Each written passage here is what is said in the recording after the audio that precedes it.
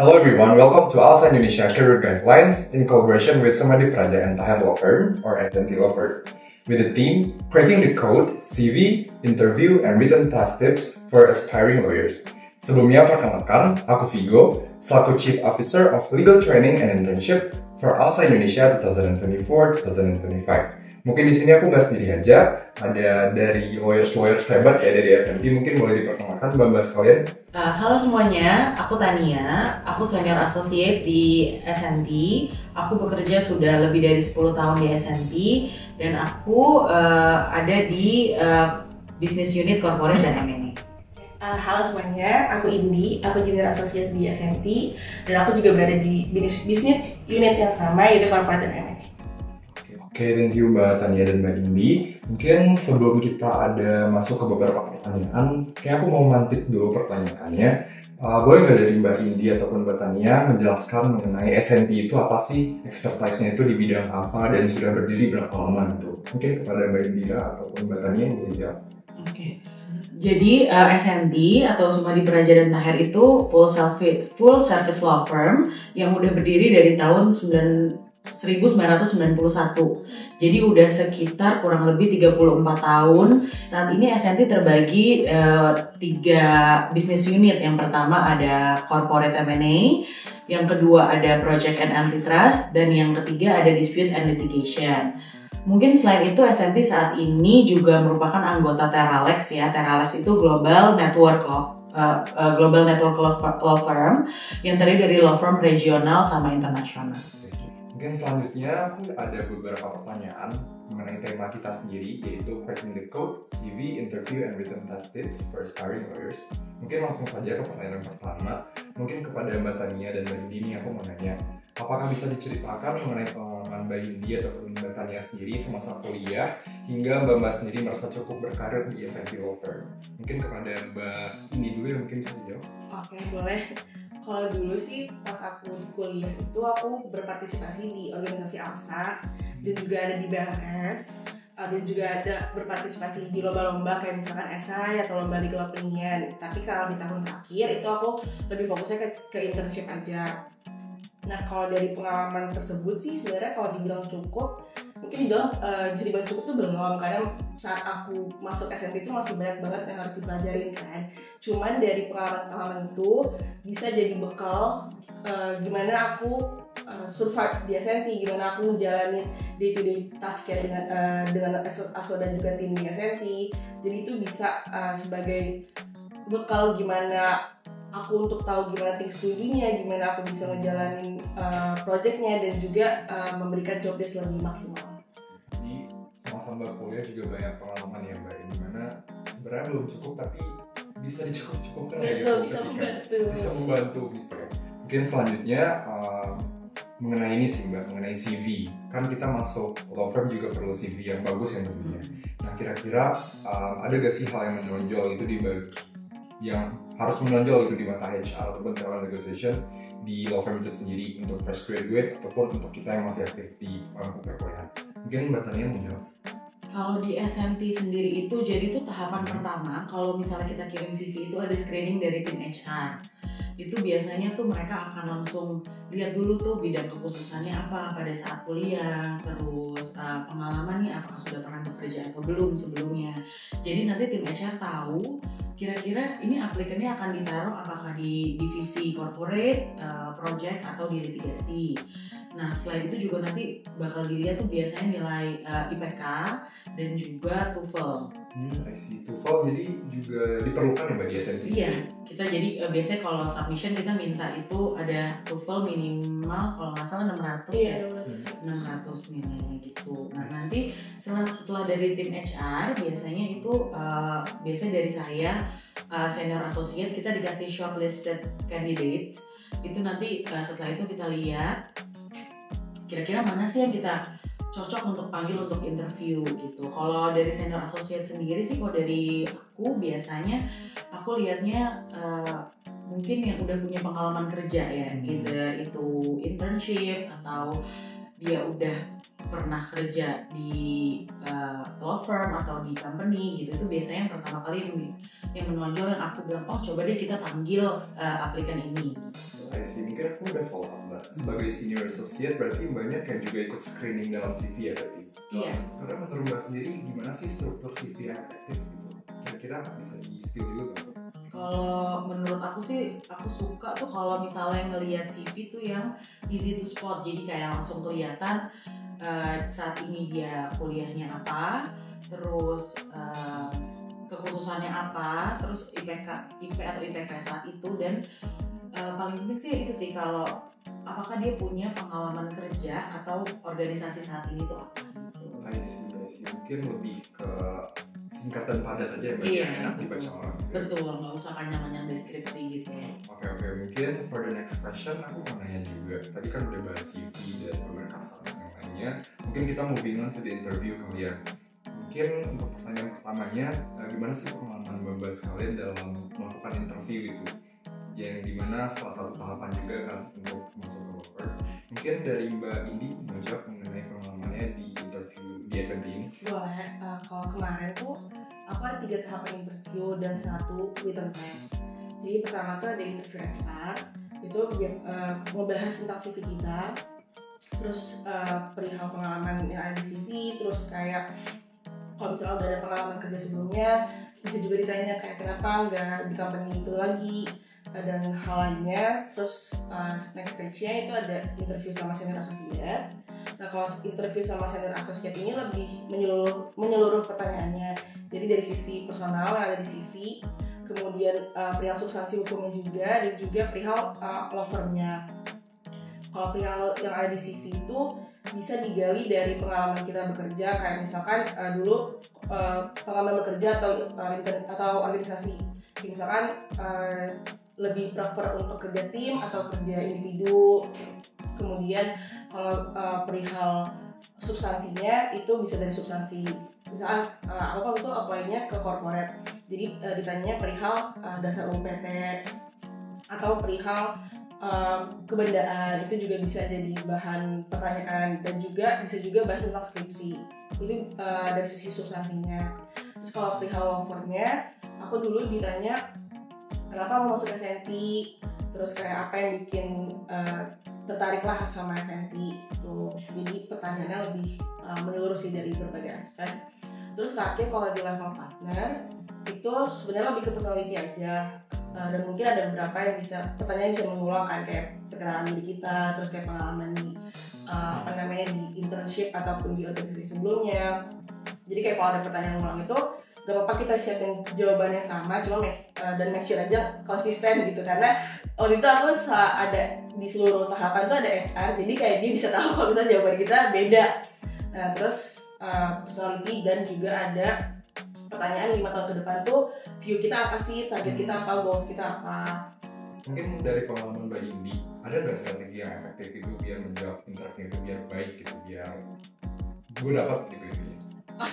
Kalau strategi mungkin jadi diri sendiri kali ya, intinya kita dari pengalaman kita, terus kita sampein apa adanya sesuai apa yang kita benar-benar alamin, dan jawab secara jelas yang pasti. Dan kalau dulu tuh kalau pertanyaan-pertanyaan personality itu sebenarnya kan ada beberapa kayak di internet tuh kita suka tahu ya, kayak biasanya nih pertanyaan untuk interview apa aja gitu kan, kayak tell us about yourself, terus kayak weakness, strength gitu-gitu.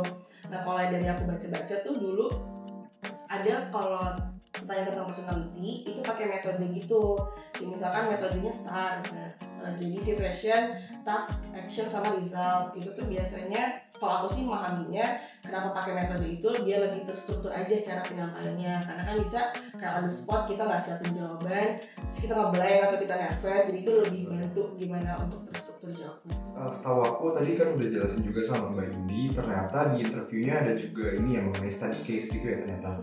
Nah, kira-kira ada nggak sih tips spesifik gitu untuk menjawab study case itu sendiri? Mungkin dari Mbak Tania sebagai senior associate gimana tipsnya? Kalau dari aku sendiri, tips untuk menjawab pada saat interview paling straightforward aja ya.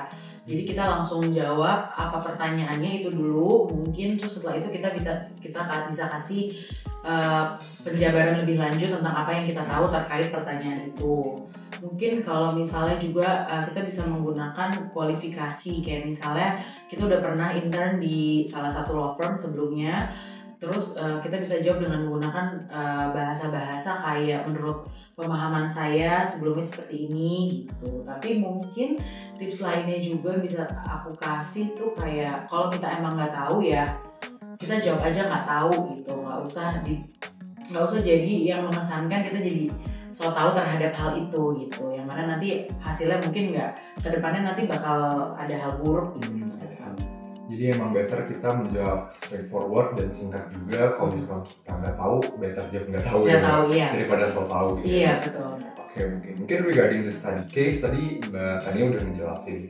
Mungkin aku mau nanya juga nih Mbak, study case yang biasanya ditanyakan itu apakah berupa teori hukum atau analisis kasus berdasarkan real case atau keduanya atau bagaimana Mbak? Mungkin Mbak Indi mau jawab? Boleh. Kalau terakhir aku sih sebenarnya lebih ke study case.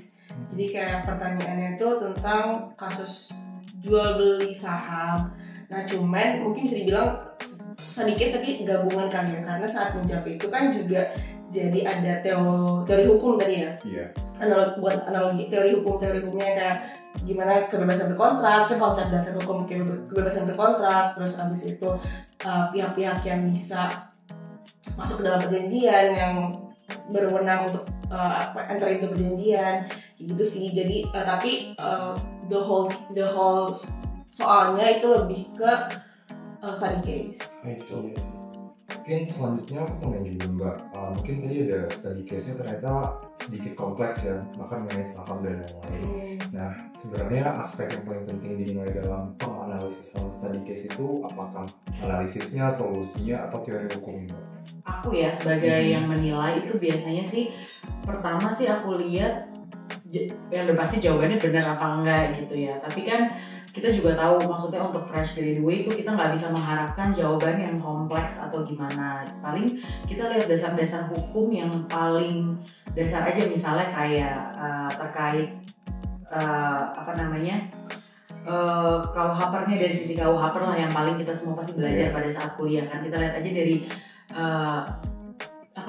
hukum-hukum dasarnya itu udah sesuai apa belum gitu. Terus paling apakah jawabannya itu terstruktur gitu. Jadi kayak aku suka baca kalau misalnya jawaban dulu gitu. Jawabannya intinya ini, baru nanti dijabarin di bawahnya gitu. Paling ya itu sih kalau misalnya kita pada saat mau apply ke suatu law firm, terus kita udah tahu nih kira-kira kita bakal di-interview atau bakal tes tertulis untuk divisi misal corporate, kita kan pasti tahu ya kita harus baca dari mungkin BW-nya lebih kita baca lagi, terus undang-undang investasi, undang-undang persamaan terbatas, pasti nggak jauh-jauh dari situ sih pertanyaan. Sebenarnya ada nggak sih tips khusus untuk menjawab itu biar kelihatan bahwa aku itu kayak pantas gitu diterima di law firmnya itu?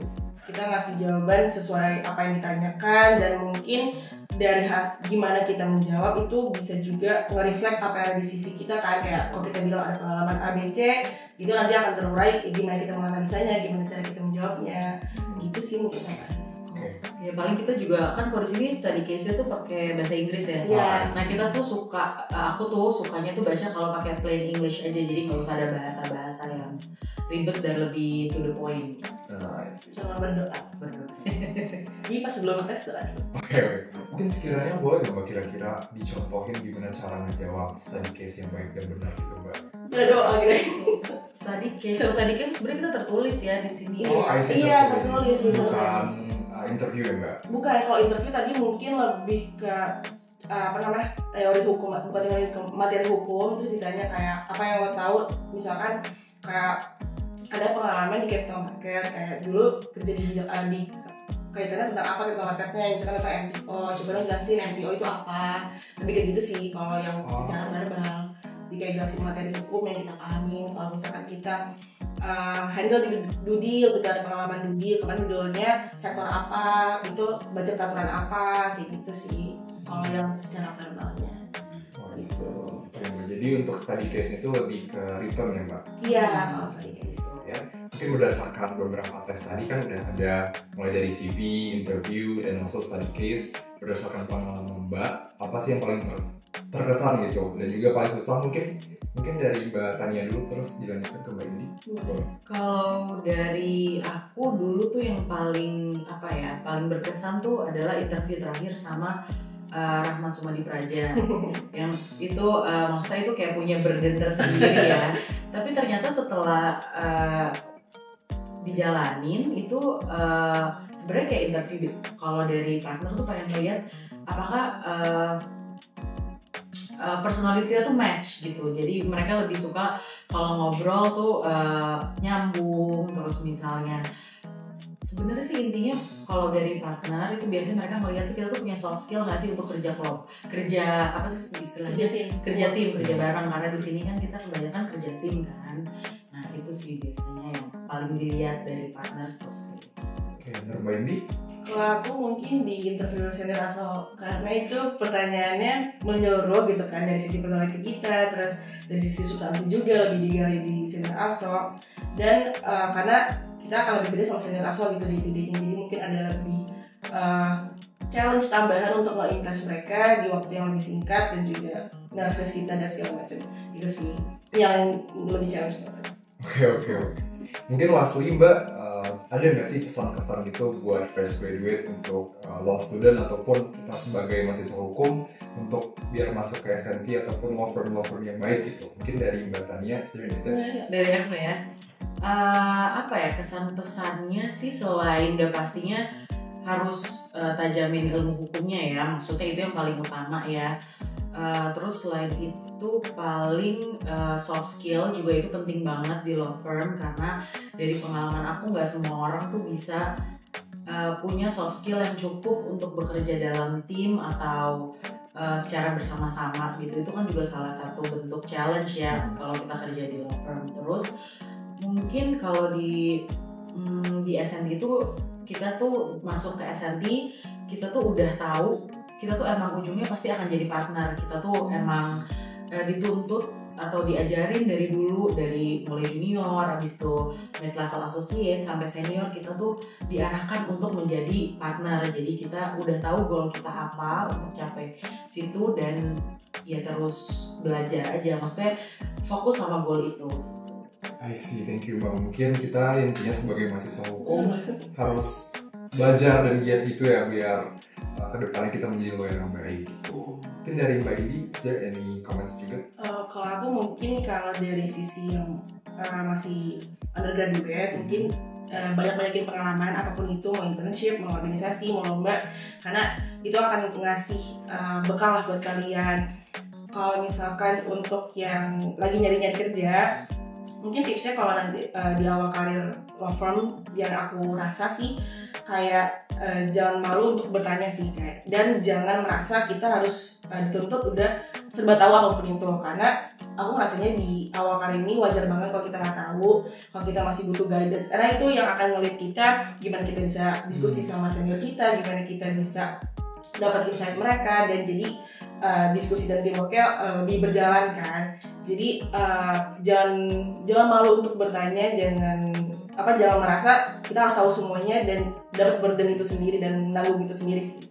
Gitu aja. Oke. Thank you ya Mbak Tania dan juga Mbak Indi. That was the last question from us Indonesia Career Guidelines in collaboration with Sumadi Praja and Taman Law Firm. Mungkin sebenarnya dicukupkan saja kepada Mbak Indi dan juga Mbak Tania. Thank you so much and thank you so much. Bye.